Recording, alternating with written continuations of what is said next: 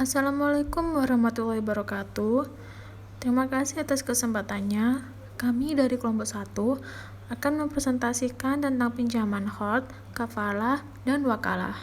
Yang beranggotakan, yang pertama ada Aninda Rahayu dengan NIM 2018-310092, lalu ada Mega Yuli dengan NIM 2018-310229, lalu ada Mahdi Amana dengan NIM 2018-310422, dan yang terakhir ada Nur Aniatul dengan NIM 2018-310424. Berikut presentasi dari kelompok 1. Ya baik, terima kasih atas kesempatannya. Perkenalkan, saya Aninda Rahayu, NIM 092. Di sini saya akan menjelaskan tentang definisi HOT. Secara terminologi, HOT berarti menyerahkan harta kepada orang yang menggunakannya untuk dikembalikan gantinya pada suatu saat. HOT merupakan transaksi yang diperbolehkan oleh syariah dengan menggunakan skema pinjam-meminjam. Akad HOT merupakan akad yang memfasilitasi transaksi peminjaman sejumlah dana tanpa adanya pembebanan bunga atas dana yang dipinjam oleh nasabah. Transaksi HOT pada dasarnya merupakan transaksi yang bersifat sosial karena tidak diikuti dengan pengambilan keuntungan dari dana yang dipinjamkan. Lalu selanjutnya, ada ketentuan syar'i, rukun transaksi, dan pengawasan syariah transaksi pinjaman HOT. Untuk yang pertama ada ketentuan syar'i transaksi pinjaman HOT. Ketentuan yang terkait dengan transaksi pinjaman HOT meliputi berbagai aspek, antara lain yang pertama adalah larangan mensyaratkan tambahan pengembalian atas suatu pinjaman. Dalam pinjaman HOT tidak dibolehkan disyaratkan tambahan pengembalian atas pinjaman tersebut. Akan tetapi, asal tidak dipersyaratkan pada saat akad, orang yang meminjam boleh saja mengembalikan lebih baik dari yang dipinjamkannya. Yang kedua adalah larangan menunda pembayaran pinjaman bagi orang yang mampu. Orang yang meminjam tidak dibolehkan menunda pembayarannya jika dalam keadaan mampu membayar sebagaimana disebut dalam hadis riwayat jamaah, yang artinya penundaan pembayaran oleh orang yang mampu adalah suatu kezaliman. Lalu yang ketiga ada perintah meringankan beban orang yang kesulitan membayar pinjaman. Upaya meringankan beban orang yang kesulitan membayar pinjaman dapat dilakukan dalam bentuk memberikan tangguh maupun menghapus pinjaman. Lalu ada pembolehan mengenakan biaya administrasi. Fatwa DSN membolehkan untuk memberi pinjaman untuk membebankan biaya administrasi kepada nasabah dalam penetapan besarnya biaya administrasi sehubungan dengan pemberian HOT. Tidak boleh berdasarkan perhitungan persentase dari jumlah dana HOT yang diberikan. Lalu yang terakhir ada pembolehan pengenaan sanksi pada peminjam yang mampu, tapi melalaikan kewajibannya. Berdasarkan fatwa DSN nomor 19 disebutkan bahwa dalam hal nasabah tidak menunjukkan keinginan mengembalikan sebagian atau seluruh kewajibannya dan bukan karena ketidakmampuannya, Bank Syariah dapat menjatuhkan sanksi kepada nasabah. Sanksi yang dijatuhkan dapat berupa penggadaan denda yang digunakan sebagai dana kebajikan.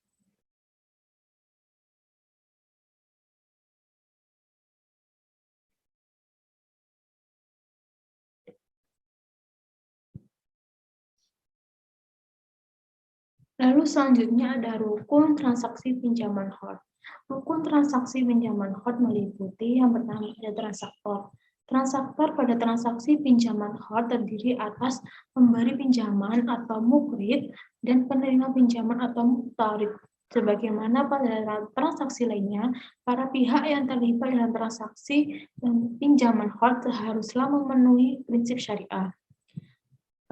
Lalu ada objek HOT. Objek HOT atau biasa disebut mahar al-HOT dapat berupa uang atau benda habis pakai. Uang yang digunakan sebagai objek HOT oleh bank syariah dibatasi sumbernya dari Yang pertama ada bagian modal bank, ada keuntungan bank yang disisihkan, dan ada lembaga lain atau individu yang mempercayakan penyaluran infaknya kepada bank.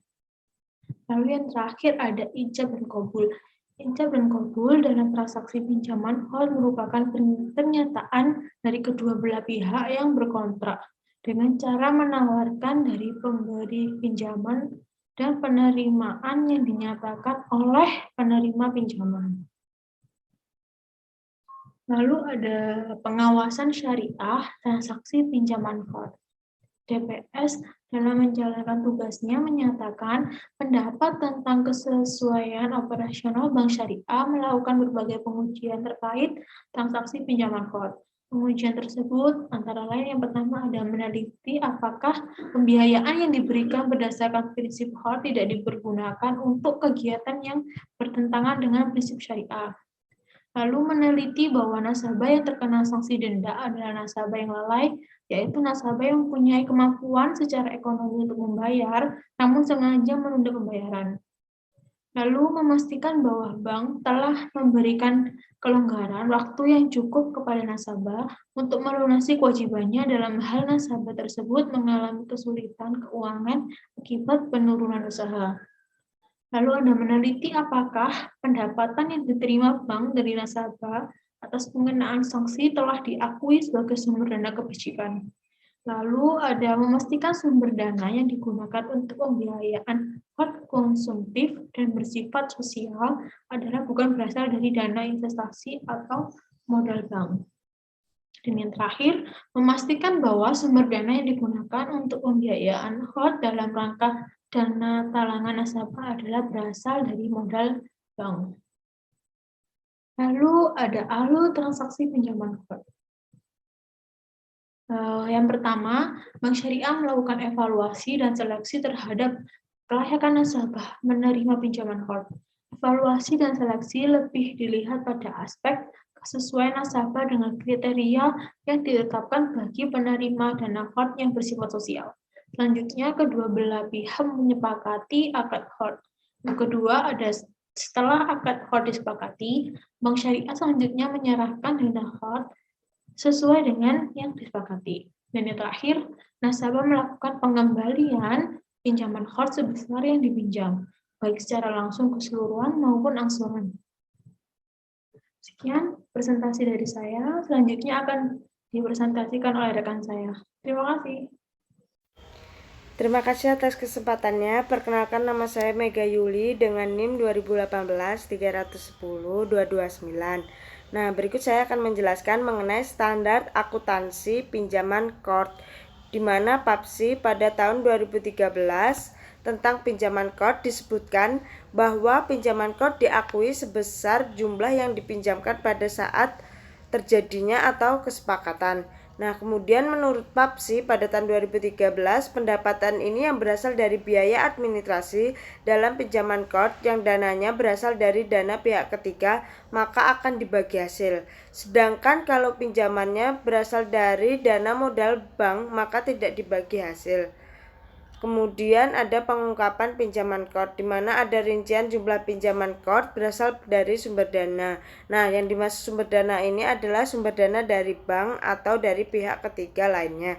Kemudian jumlah pinjaman KORT yang diberikan kepada pihak yang berelasi. Yang berelasi maksudnya yaitu pihak-pihak yang benar-benar membutuhkan atau dalam membutuhkan bantuan modal. Kemudian jumlah pinjaman KORT yang diberikan kepada pihak yang berelasi, kebijakan manajemen dalam pelaksanaan pengendalian risiko pinjaman KORT, yaitu kebijakan tentang kesediaan peminjamnya, kemudian latar belakang dari peminjam KORT. Selanjutnya yaitu ikhtisar pinjaman KORT. Di slide ini saya akan menjelaskan mengenai tentang KORT. Disebutkan bahwa pinjaman KORT diakui sebesar jumlah yang dipinjamkan pada saat terjadinya transaksi maupun kesepakatan. Kemudian di sini ada skema peminjam KORT yang dipinjamkan oleh Bapak Hartono. Kemudian ada teknis perhitungan pinjaman KORT dan transaksi pinjaman KORT yang beberapa perhitungan yang harus dilakukan oleh Bank Syariah. Yang pertama yaitu Bapak Hartono meminjam uang sejumlah 1 juta dengan lama pinjaman 4 bulan dan dapat biaya administrasi sebesar 10.000 dan Bapak Hartono memberikan imbalan sebesar 25.000. Kemudian perhitungan angsuran per bulan dapat dihitung dengan total piutang bersih dibagi dengan jumlah bulan pelunasan, yaitu sebesar 1 juta dibagi 4, yaitu 250.000 per bulannya. Kemudian perhitungan biaya administrasi yang dibebankan kepada nasabah dapat dihitung dengan menggunakan persentase tertentu dari peminjam. Kemudian biaya administrasi untuk menutup beban yang dikeluarkan oleh bank syariah untuk administrasi pembiayaan. Kemudian bank syariah menerapkan kebijakan biaya administrasi sebesar 1% dengan perhitungan yaitu N% dikali besar pinjaman, di mana N yaitu sebesar 1% dikali dengan besar pinjaman 1 juta, yaitu terdapat 10.000, yaitu biaya administrasi yang diberikan oleh Bapak Hartono. Slide selanjutnya yaitu mengenai penjurnalan transaksi pinjaman KORT, yaitu yang pertama pada saat pinjaman KORT diberikan atau pada saat terjadinya kesepakatan. Yang pertama yaitu terdapat debit pinjaman KORT sebesar 1 juta, yaitu kemudian ada kreditnya kas atau rekening dari Bapak Hartono sebesar 1 juta. Kemudian pada saat penerimaan pendapatan pinjaman KORT yang diberikan. Nah, kenapa pendapatan administrasi penerimaan pendapatan administrasi ini tidak dipotongkan, yaitu karena dibebankan pada Bapak Hartono, yaitu sebesar debit kas sebesar 10.000 dan kredit pendapatan administrasi yang diterima di muka pada saat awal sebesar 10.000. Kemudian pada saat pembayaran angsuran debit rekening nasabah sebesar 250.000 dan kredit pinjaman KORT sebesar 250.000. Kemudian jika jatuh tempo maka dibalik jurnalnya sehingga dapat mendebit kembali sebagian jumlah angsuran dari Bapak Hartono, yaitu pendapatan bonus atau imbalan dengan debit kas sebesar 275.000. Kemudian kreditnya pinjaman KORT yaitu sebesar 250 yang didapatkan dari setiap pembayaran bulanan dan pendapatan operasional yang diberikan oleh Bapak Hartono kepada Bank Syariah sebesar 25.000. Selanjutnya akan dilanjutkan oleh rekan saya. Terima kasih. Baik, terima kasih atas kesempatannya. Perkenalkan, nama saya Mahdia Amana dengan NIM 2018310422. Di sini akan menjelaskan mengenai kafalah. Jadi akad kafalah itu sendiri merupakan perjanjian pemberian jaminan yang diberikan oleh penanggung kepada pihak ketiga untuk memenuhi kewajiban pihak kedua atau pihak yang ditanggung. Nah, secara teknis, akad kafalah berupa perjanjian bahwa seseorang memberikan penjaminan kepada seorang kreditur yang memberikan hutang kepada seorang debitur, yaitu menjamin bahwa hutang debitur akan dilunasi oleh penjamin apabila debitur tidak membayar hutangnya. Contoh akad kafalah adalah garansi bank, standby letter of credit, pembukaan LC impor, akseptasi, endorsement, dan lain sebagainya. Lalu selanjutnya terdapat rukun dan syarat-syarat kafalah. Nah, rukun kafalah sendiri yaitu yang pertama, adanya penjamin atau domin atau KVI, yaitu orang yang tidak cacat muamalahnya secara hukum.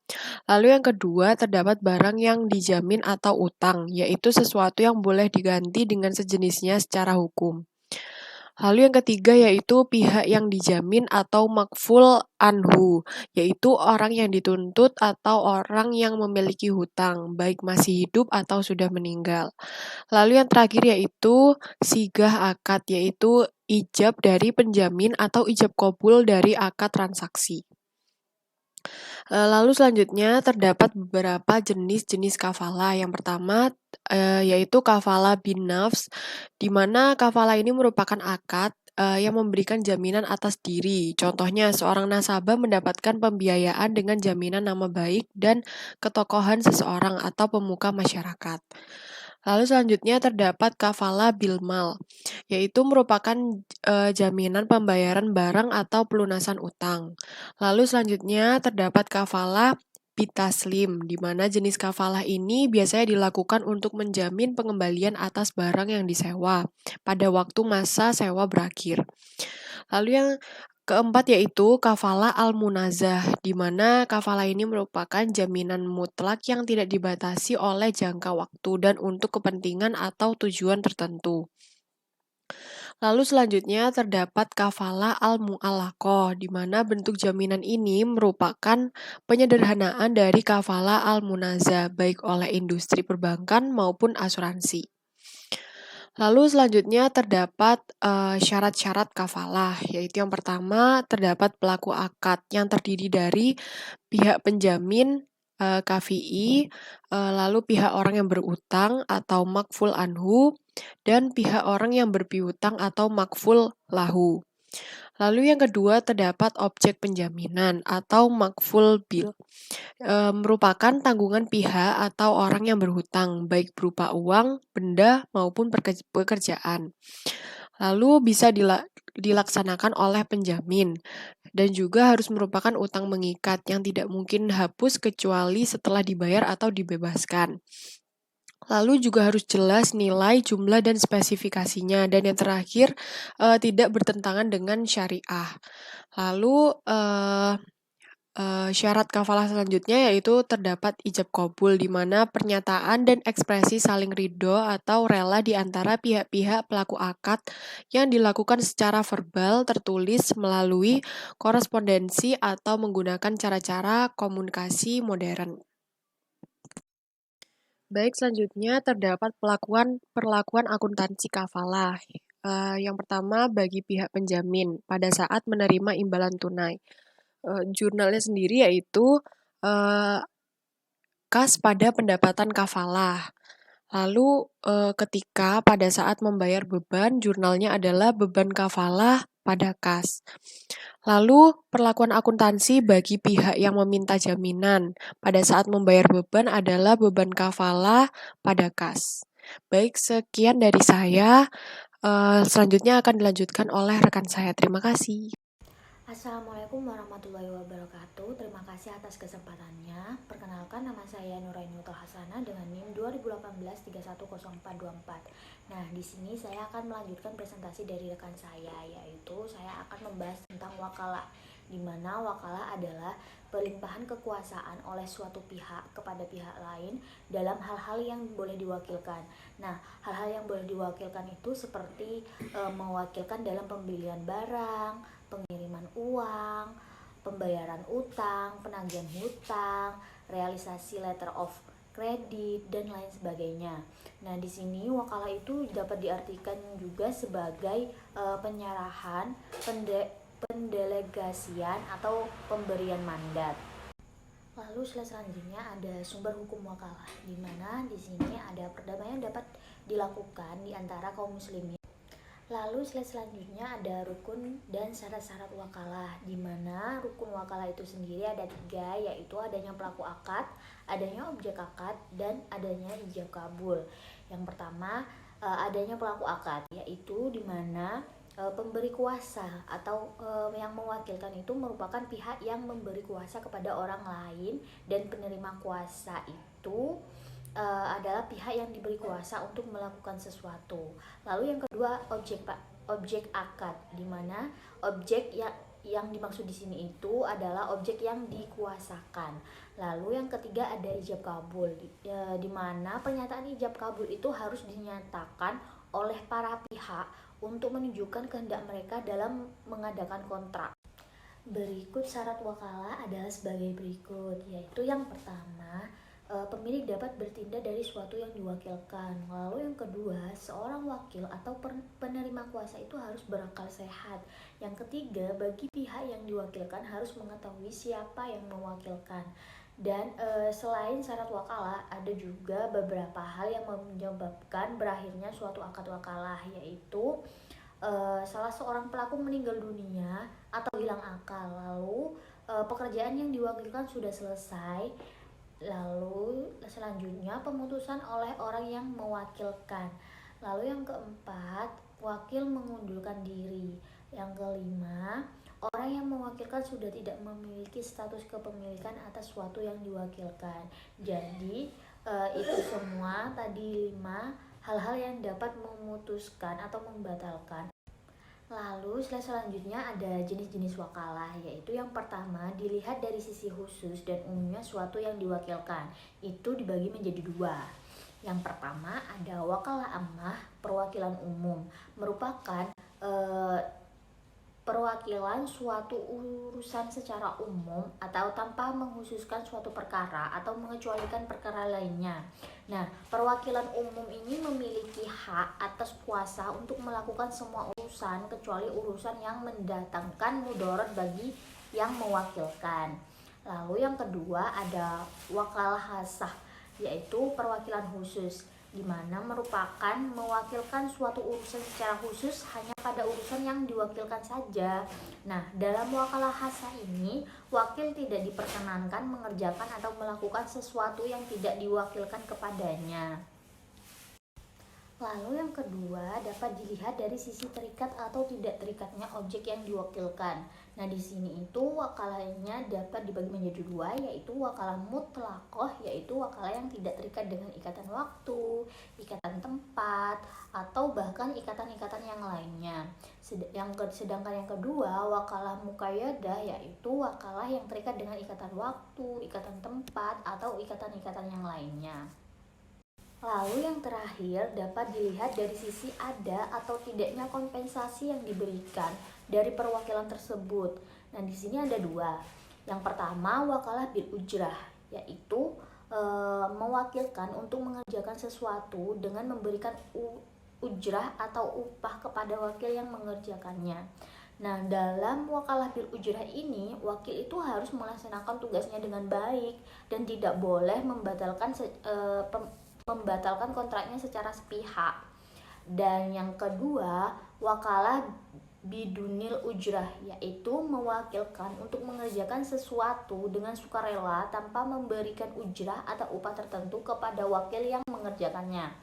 Dalam wakalah ini itu, wakil itu boleh melepaskan diri dari tugasnya secara sepihak. Lalu selanjutnya ada perlakuan akuntansi wakalah, di mana di sini ada 2 poin, yaitu poin pertama bagi pihak yang mewakilkan, wakil atau penerima kuasa, dan yang kedua bagi pihak yang meminta diwakilkan. Nah, di sini saya akan menjelaskan poin yang pertama bagi pihak yang mewakilkan dulu. Nah, bagi pihak yang mewakilkan ada 4 poin. Yang pertama, pada saat menerima imbalan tunai, yang dimana di sini itu tidak berkaitan dengan jangka waktu. Jadi jurnalnya debit pada kas, kredit pada pendapatan wakalah sebesar nominal tersebut. Lalu yang kedua pada saat pembayaran beban, debitnya beban wakalah, kreditnya pada kas sebesar nominal tersebut. Lalu yang ketiga pada saat diterima pendapatan untuk jangka waktu 2 tahun di muka, debitnya itu kas, kreditnya pendapatan wakalah diterima di muka dengan nominal tersebut. Lalu yang keempat, pada saat mengakui pendapatan wakalah di akhir periode. Nah, di sini itu di akhir periode jurnalnya adalah debit pendapatan wakalah diterima di muka, kreditnya pendapatan wakalah sebesar nominal tersebut. Dan poin kedua bagi pihak yang meminta diwakilkan. Nah, di sini poin kedua ini ada pada saat membayar ujri atau komisi, di mana jurnalnya itu debitnya beban wakalah, kreditnya pada kas sebesar nominal tersebut. Sekian presentasi dari kelompok 1, kurang lebihnya mohon maaf. Wassalamualaikum warahmatullahi wabarakatuh. Terima kasih.